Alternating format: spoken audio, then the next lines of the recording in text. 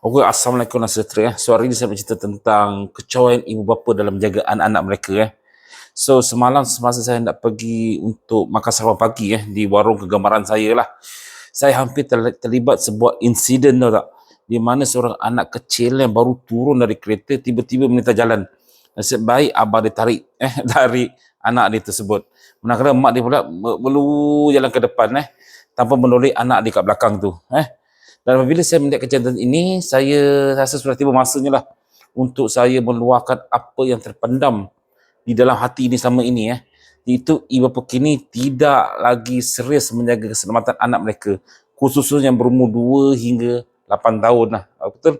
Dan dalam Rata 23 ini banyak berita telah ditunjukkan di mana anak kecil mati dilanggar, jatuh longkang sehingga lemas, anak dibiarkan dalam kereta sehingga lemas, anak jatuh bangunan tinggi dan sebagainya. Dan kesemua perkara ini tidak akan berlaku jika ibu bapa fokus pada anak mereka. Dan janganlah menangis selepas berlakunya kemalangan yang tidak sepatutnya berlaku, dan anda boleh cegahnya adalah terlambat. Okey.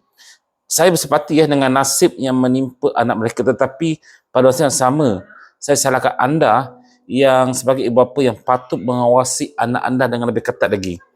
Budak-budak yang berumur 2 hingga 8 tahun ini mana boleh berfikir. Anda lah sepatutnya mengawasi anak-anak ini.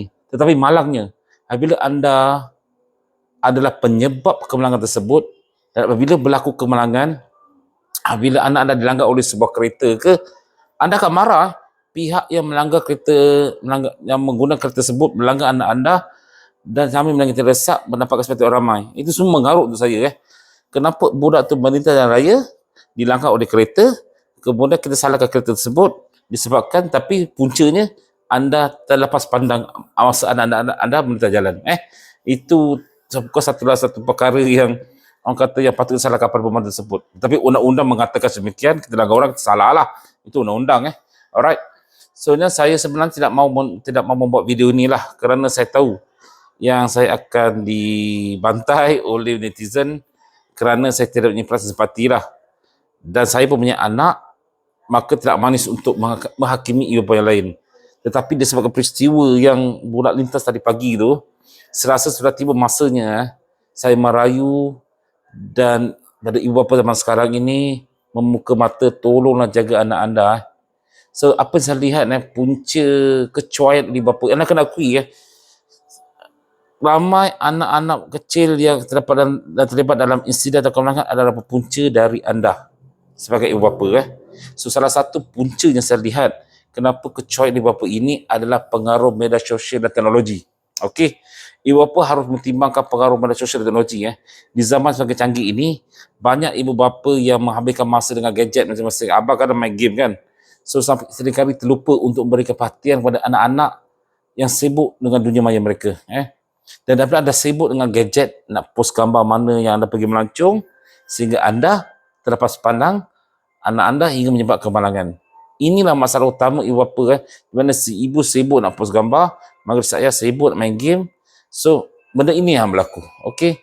Selain itu juga saya faham dari segi tekanan hidup dan kerja adalah salah satu sebab anda tidak dapat menumpukan perhatian pada anak anda. Okey. So anda satu tahap panggil burn out. So anda stres. So mereka ni kadang-kadang terlepas pandang pada anak mereka. Tapi sekali lagi saya tahu ini adalah tajuk anda. Betul tak? Alhamdulillah. Sorry. Ketiga adalah kurangnya pengetahuan tentang bagaimana menjaga anak-anak. Sekarang ibu-ibu moden kan, ibu yang bekerja, ayah yang bekerja. So sangat bapa mungkin tak sedar akan pentingnya masa berkualiti, bagaimana untuk menjaga anak mereka dengan lebih baik lagi. Dan juga pada zaman moden ini bukan zaman seperti saya, banyak kereta, banyak kenderaan di luar sana tau, dan banyak kemudahan di luar, dan potensi untuk melakukan pelanggaran itu adalah tinggi. Okey, so ibu bapa harus top up pengetahuan bagaimana untuk adopt dengan situasi pada masa kini dalam menjaga anak-anak anda sendiri. Okey, dan yang terakhir mungkin disebabkan masalah kewangan lah. Masalah kewangan juga memainkan peranan penting.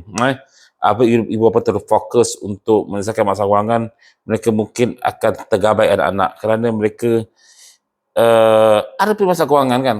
Jika anda pernah beli benda-benda anda tahulah. Dia fikir kita tak ada duit nak beli makanan, harga barang makin naik. So kita fokus sangat dan kita terabai anak kita dan kita kadang terlupa anak kita bawa sama dan tertinggal anak kita. Buat contoh tu. So inilah yang perlu kita atasi. Dan saya harap ibu bapa zaman sekarang ni tolong fokus. Jangan main-main. Terutama untuk ibu-ibu. Ibu-ibu sekarang saya tengok macam tak alert dengan anak-anak anda sendiri. So pastikan anda alert. Jaga. Kerana apa yang berlaku kemalangan pada anak berumur 2 hingga 8 tahun ini bukan salah mereka hyperaktif. Anda lah sebagai kunci untuk mengawal mereka. Okey, jangan kalau dah berlaku kemalangan, anda salahkan pihak yang melanggar dan nasi telah menjadi bubur.